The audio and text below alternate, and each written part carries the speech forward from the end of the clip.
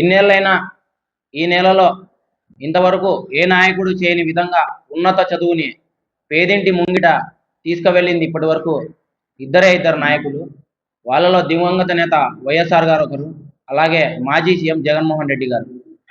విద్య అంటే నేటి సమాజంలో ఎంతో విలువైన ఆయుధం. అలాంటి విద్యని మనం పిల్లలకి ఇచ్చే వెలకట్టలేని ఆస్తి అనే ఉద్దేశంతో దివంగత నేత రాజశేఖర రెడ్డి గారు ఫీజు రియంబర్స్మెంట్ అనే ఒక గొప్ప సంక్షేమ పథకాన్ని తీసుకురావడం జరిగింది.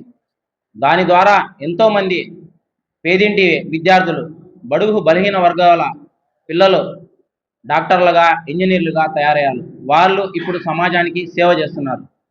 తండ్రికి తగ్గ తనయుడుగా ఒక అడుగు ముందుకేసి మాజీ సీఎం మా దైవం జగన్మోహన్ రెడ్డి గారు ప్రజల బడుగు బలహీన వర్గాల విద్యార్థుల కోసం రాజశేఖర రెడ్డి గారు ఫీజు రియంబర్స్మెంట్ తీసుకొని వస్తే, ఫీజు ఒకటే వాళ్ళు కట్టుకుంటున్నారు, వాళ్ళు ఉండడానికి అకామిడేషను, అలాగే తినడానికి తిండికి కూడా డబ్బులు లేక ఇబ్బంది పడుతున్నారని గమనించిన జగన్మోహన్ రెడ్డి గారు వసతి దీవెన అని చెప్పి దేశంలో ఎక్కడా లేని విధంగా మొట్టమొదటిసారి వసతి దీవెన, విద్యా దీవెన అనే 2 సంక్షేమ పథకాలు తీసుకురావడం జరిగింది.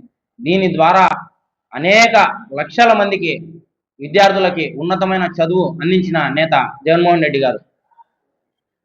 గత 5 సంవత్సరాల్లో ప్రతి 3 నెలలకు ఒకసారి వాళ్ళ ఖాతాల్లో, వాళ్ళ తల్లుల ఖాతాల్లో డబ్బులు వేస్తూ, అలాగా 5 సంవత్సరాలకు గాను 1 కాదు 2 కాదు ఏకంగా 18,000 కోట్ల రూపాయలను తల్లుల అకౌంట్లో వేసిన ఘనత జగన్మోహన్ రెడ్డి గారికే దక్కుతుంది.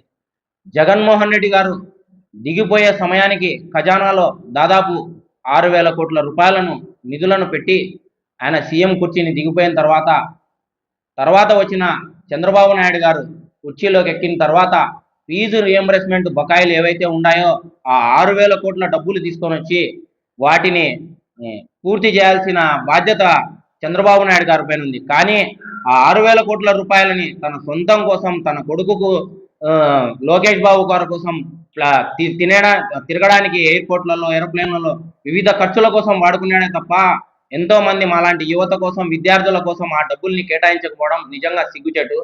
అదొక్కటే కాదు, ఇప్పటి వరకు దాదాపు సంవత్సర కాలం పూర్తయింది.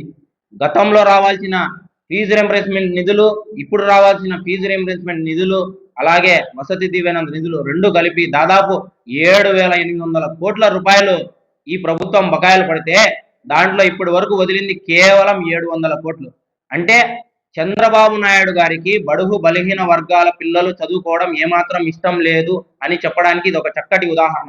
ఎందుకంటే ఆయన ఎప్పుడు చూసినా విద్యని వ్యాపారం చేశాడే తప్ప విద్యని వ్యాపారం చేసిన నాయకుడు ఎవరైనా ఉన్నారంటే చంద్రబాబు గారే దక్కుతుంది. విద్య పైన విప్లవం తీసుకొని వచ్చిన నాయకుడు మా నాయకుడు జగన్మోహన్ రెడ్డి గారు.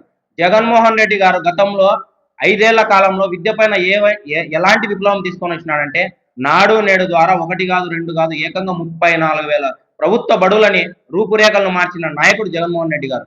అదే కాకుండా వసతి దీవెన, విద్యా దీవెన అని సంక్షేమ పథకాలు తీసుకురావడం జరిగింది. ఇప్పటి చంద్రబాబు నాయుడు ప్రభుత్వం విద్యార్థుల పైన ఎలాంటి అక్కసుతో ఉందో మొన్నటికి మొన్న మన నాడు నేడు కార్యక్రమాన్ని తీసేయడం జరిగింది. అమ్మఒడి పథకం ఏడాదైనా ఇప్పటి వరకు వదలలేదు. ఇప్పుడు చూస్తే ఫీజు రియంబర్స్మెంట్ కి సంబంధించిన నిధులు ఏ ఒక్క రూపాయి కూడా వదిలిన పాపం లేదు. మొన్న కూడా 600 రూపాయలు వదిలిన 600 కోట్లు మేము నిధులు విడుదల చేశామన్నారు. తీరా అది పత్రికా ప్రకటనకే పరిమితమైంది. తీరా ఇప్పుడు చూస్తే ఏప్రిల్ మాసంలో ఇలా డెంటల్ కాలేజీలు అయితేమి, అలా ఎంబీబీఎస్ కి సంబంధించిన వాళ్ళైతేమి, డిగ్రీకి సంబంధించిన వాళ్ళైతేమి, ఇంజనీరింగ్ విద్యార్థులు అయితేమి వాళ్ళకి హాల్ టికెట్లు ఇవ్వము, మీకు మేము హాల్ టికెట్లు ఇవ్వము. ఎందుకు ఇవ్వరు అంటే మీరు ఫీజు చెల్లించలేదు. అదేంది ఫీజు చంద్రబాబు నాయుడు గారు వేశారు కదంటే, లేదండి ఆయన 1 రూపాయి కూడా ఇక్కడ నిధులు మాకు వేయలేదు, దయచేసి మీరు ఫీజులు కట్టండి వాళ్ళపైన ఒత్తిడి తీసుకురావడం జరుగుతుంది. వాళ్ళు పోయి ఇంట్లో తల్లిదండ్రుల పైన పిల్లలు పోయి ఒత్తిడి తీసుకురావడం, తల్లిదండ్రులు ఏం దిక్కు తోచని పరిస్థితి. ఎక్కడో 3 రూపాయలకి 10 రూపాయలకి వడ్డీ తీసుకొని వచ్చి ఎట్లయినా పిల్లలని మళ్ళా చదివించుకోవాలనే ఉద్దేశంతో వాళ్ళు కట్టడం జరుగుతుంది.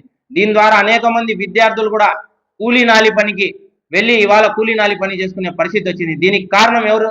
చంద్రబాబు నాయుడు గారే. చంద్రబాబు నాయుడు గారు వాళ్ళ కొడుకు లోకేష్ గారు యువగలం పాదయాత్రలో ఏ మీటింగ్ కు తీసుకున్నా కూడా ప్రతి మీటింగ్ లో కూడా ఏం చెప్పారు? పీజీ విద్యార్థులకు కూడా నేను పూర్తి రియంబర్స్మెంట్ ఇస్తాను అని చెప్పినాడు.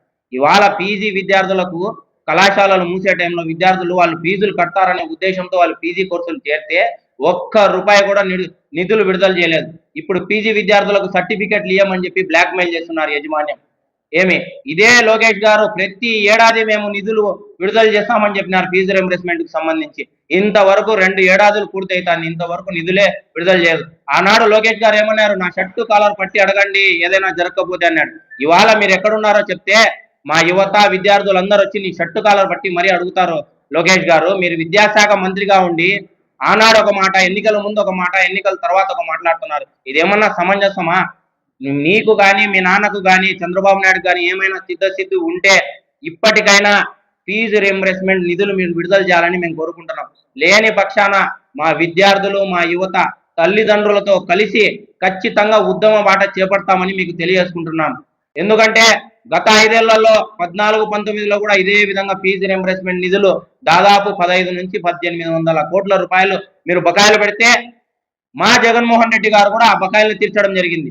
అలాంటి వ్యక్తి మా జగన్మోహన్ రెడ్డి. నిజంగా విద్యార్థుల పైన ఉన్నంత ప్రేమ జగన్మోహన్ రెడ్డికి ఈ రాష్ట్రంలో ఎవరికి లేదు. నిజంగా మళ్ళా ఇలాంటి నాయకుడు వస్తేనే ఈ ఫీజు రింబర్స్మెంట్ నిధులైనా వసతి దీవెనలైనా వస్తాయని ప్రతి ఒక్కరూ బయట ప్రజలు అనుకుంటున్నారు. ఇప్పటికైనా కాలం చెల్లిపోయింది ఏం లేదు. చంద్రబాబు నాయుడు గారు దయచేసి ఫీజు రింబర్స్మెంట్ నిధులు వదలండి, విద్యార్థుల భవిష్యత్తును కాపాడండి. ఎందుకంటే నేటి విద్యార్థులే రేపటి భావతరాలు. అలాంటి విద్యార్థులని మీరు ఈ విధంగా మోసం చేయడం ఏమాత్రం సబబు కాదని ఈ మీడియా ముఖంగా తెలియజేసుకుంటూ, త్వరలోనే ఈ ఫీజు రింబర్స్మెంట్ నిధులు కన్నా పడకపోతే ఖచ్చితంగా మా వైఎస్ఆర్ కాంగ్రెస్ పార్టీ ఆధ్వర్యంలో ఒక ఉద్యమం చేస్తామని ఈ మీడియా ముఖంగా తెలియజేసుకుంటాం.